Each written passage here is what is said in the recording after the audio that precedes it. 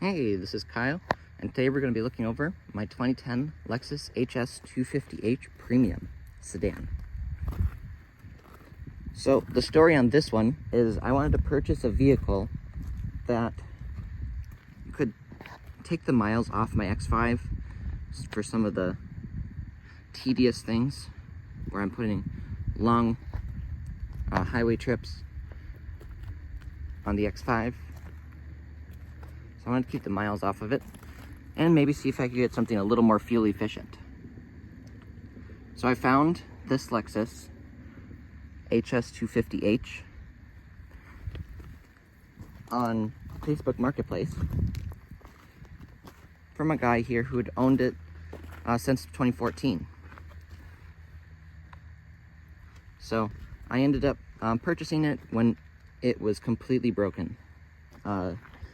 But luckily, the dealer fixed everything that was wrong with the vehicle for free under service recalls. The previous owner did not have time to take it into the dealer for all those service recalls that this vehicle had. So he just gave me the vehicle, and all of the issues with it were resolved. So the issues were the transmission, so it gave a check hybrid fault. The brakes weren't working, so it needed an ABS replacement, ABS master cylinder replacement. And so that's what we took care of. And we've been driving it since. See that it has a front camera there. And of course, it has some damage on it. The chrome is delaminating. The headlights need to be polished. Got a lot of rock chips on it, but that's expected for a vehicle of this age, with this mileage.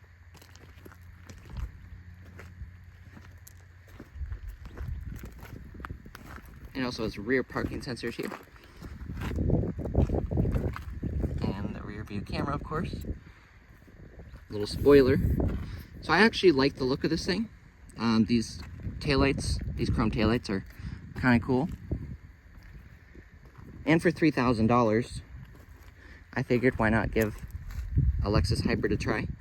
It has a 1.4 liter 4-cylinder. Let's go ahead and take a look at that.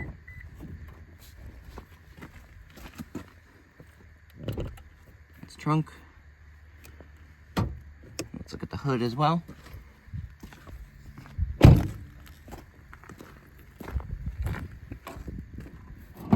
So in the front here, you have that 1.4 liter Atkinson cycle 4-cylinder engine, as well as your hybrid system over here. So you have your hybrid inverter, and underneath this is your transmission, which is all brand new.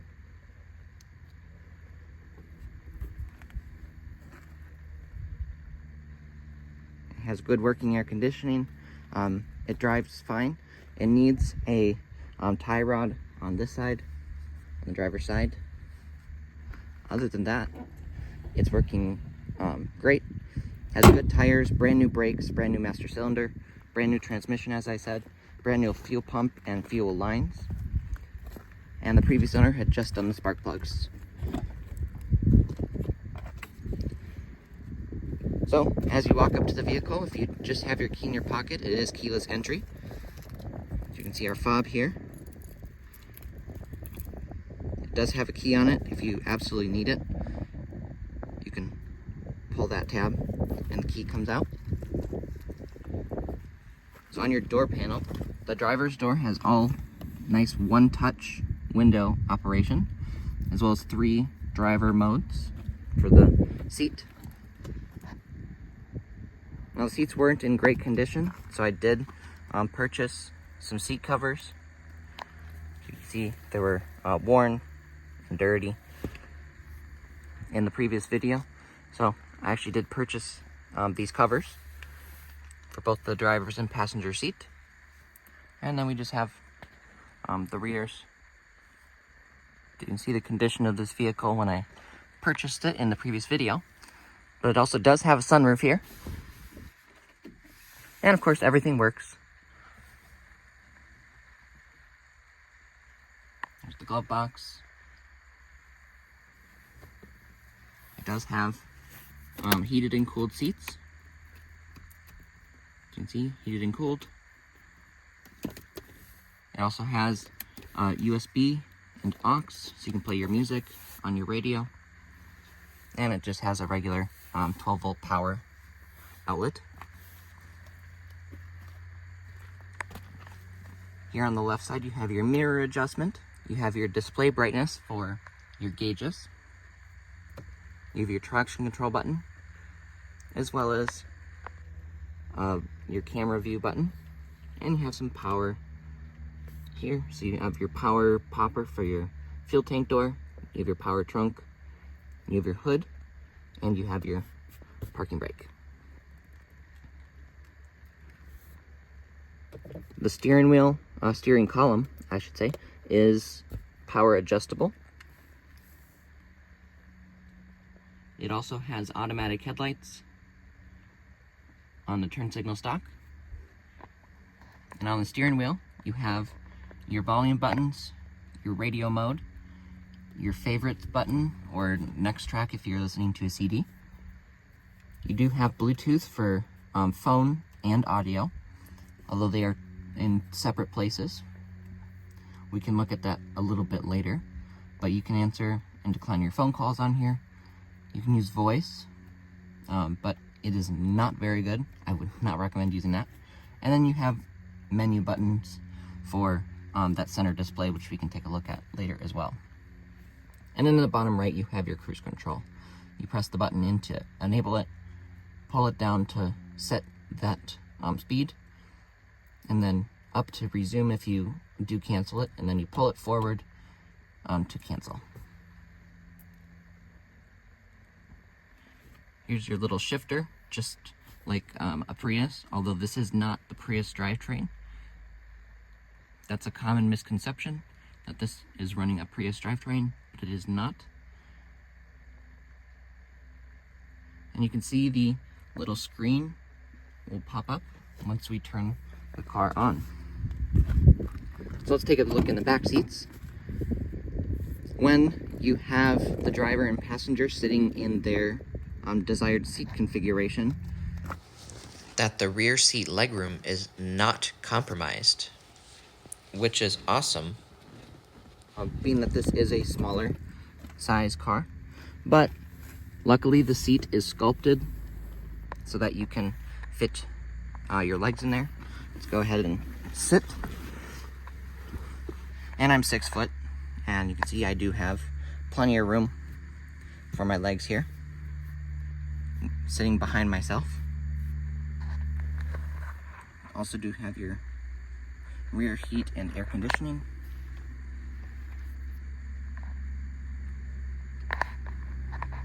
And they also have one-touch controls in the rear as well.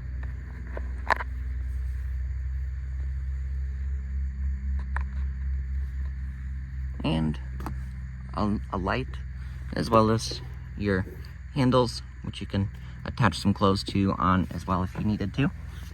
See, it does have some speakers in the doors,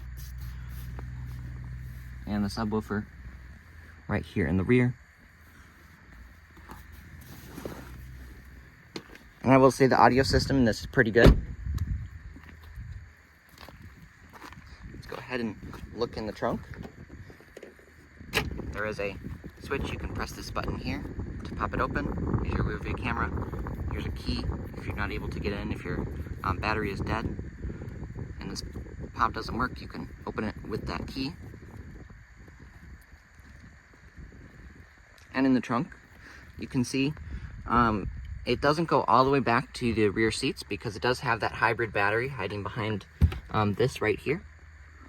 The 12 volt is hiding behind this section right here, and the main 12 volt battery is there, as well as on the bottom of the vehicle, which makes this quite a heavy little car. But the storage is fine, in my opinion. Let's go ahead and lift this rear trunk up, and you can see that it does not have a spare tire. It does have, of course, your toe mounting point, as well as your tire iron and an emergency kit.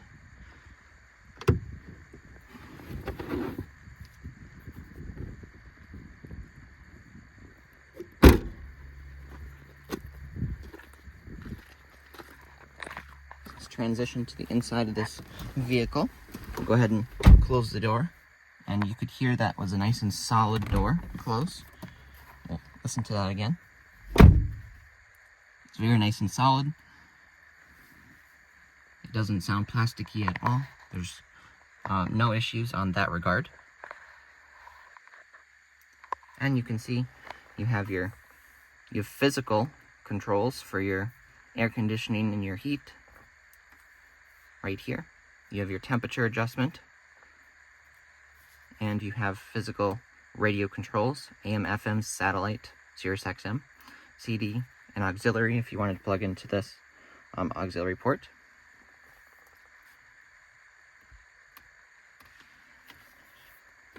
And then here's your shifter, your park button, power mode, eco mode, EV mode, and then obviously the turn on the vehicle power, and your windshield wiper stock. It does also have automatic windshield wipers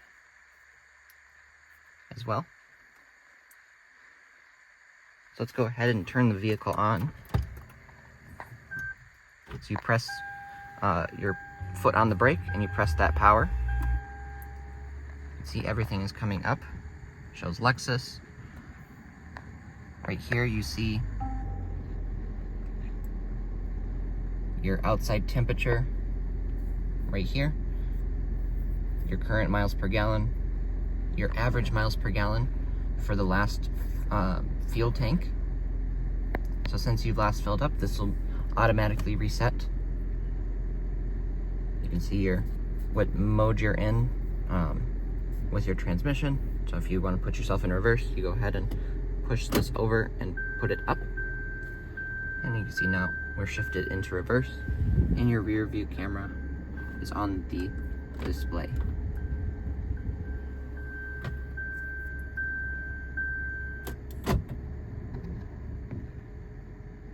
Okay, and this screen is adjustable, like I said. I'm using this button on the steering wheel. See, since I've reset it, which is when I replaced the battery, you can see your hybrid battery and your voltage. So when you're using engine power, it displays engine going to the wheel. When you're using battery power, you can say, you'll see the engine shifting to the wheels. And then if the wheels are charging the battery, you'll see an indicator going that direction. And then of course you have your speedometer. You can see that this vehicle is 246,063 miles, in which I put I think I put, let's see, 1,300 miles on this vehicle. So 1,383, so we put 1,400 miles on it. You can see that it does have navigation. However, you cannot update that navigation, and it is stagnant from 2010. So a lot of businesses in my area don't show up because they were not around yet. And that's a little quirk of this, is you can actually hide the screen if you don't want to see it. Just by pressing this open close, or you can tilt it if you can't see it because of sun glare. You can tilt it to your desired location.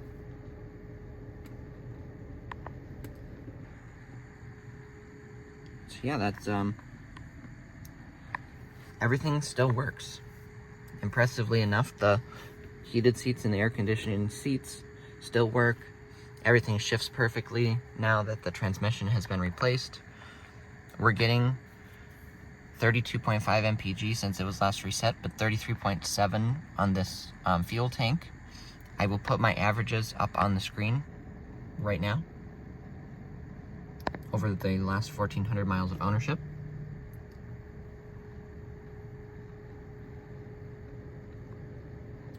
But this car is not perfect. Of course, saying that I'm traveling northwest. The compass is incorrect. Going directly north, there's no west happening at all. It does have these little porthole windows, so you have good visibility. I do find that in your preferred position, when you're turning your head to look left to see, is anybody in your blind spot, that you are met with the pillar. So now let's shift to the rear camera and take this for a spin. So of course on this screen you can adjust all your radio settings by pressing menu. You can enter your destination if you're using navigation, info if you're connected to your phone. You can do setup, you can adjust your climate, or you can do audio by using this little wheel right here. But I typically don't do that. I just have it connected to my phone's Bluetooth, and then I close the screen. So that's my typical use case. The only reason that screen ever opens is if I shift into reverse, and it automatically opens that screen. Let's go ahead and do that now. As you can see, it flips that screen up so that you can see your rear view camera. Let's actually shift back to park.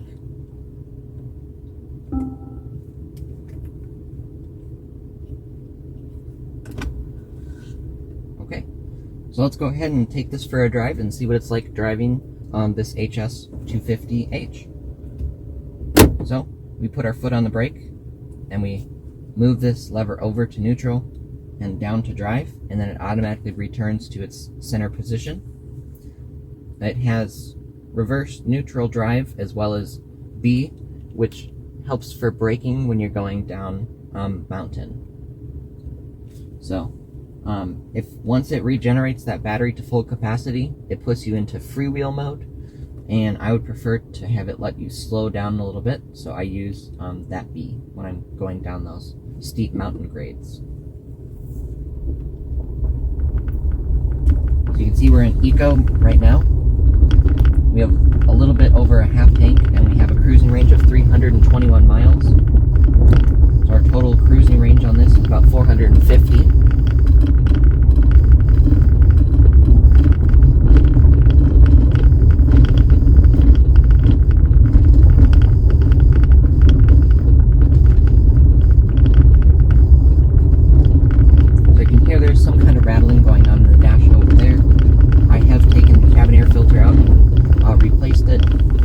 To tighten everything down as much as I could, but that still did not seem to correct that noise.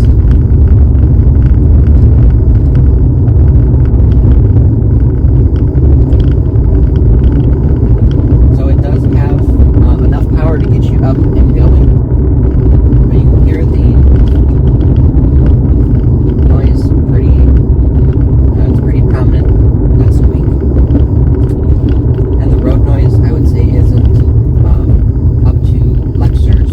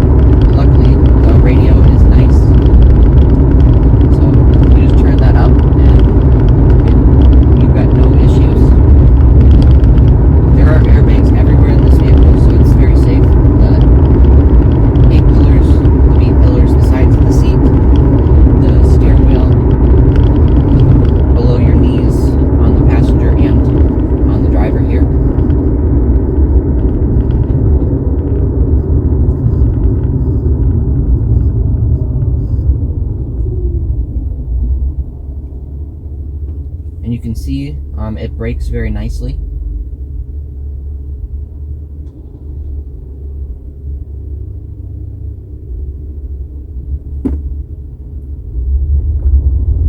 And you can keep up with traffic. So I'm here between the EcoBoost F-150 and next to a Dodge Durango with a 5.7 liter Hemi, and I'm able to accelerate to keep up with traffic, no issue whatsoever.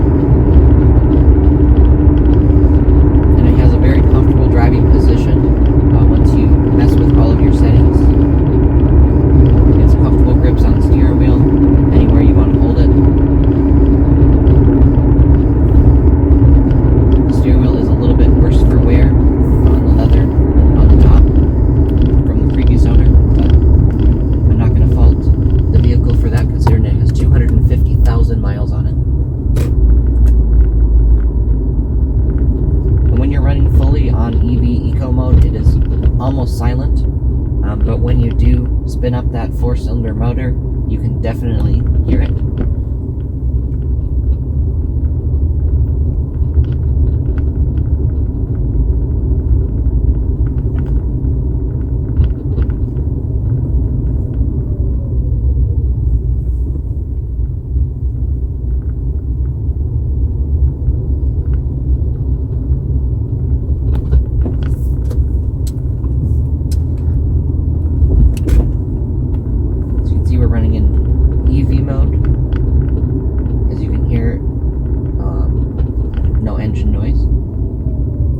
Hear the little whine.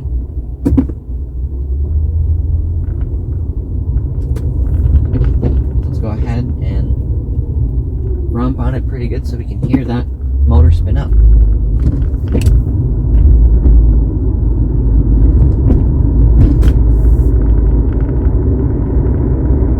Go here to the stoplight, we'll turn the corner and go ahead and romp on it so we can hear that motor in full force. We'll put it in power mode, but I still think the 0 to 60 in this vehicle is somewhere around 10 seconds, even when you're combining the electric and the gas motor. Let's go ahead and put the pedal all the way down.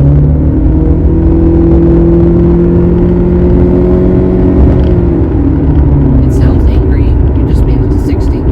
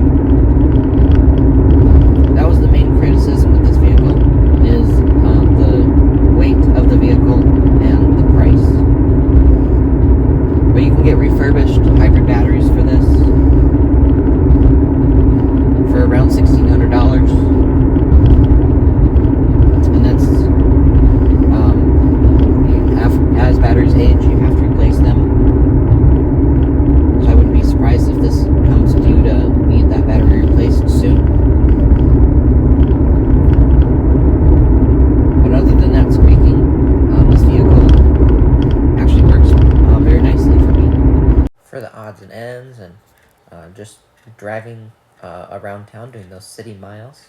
Miles on it.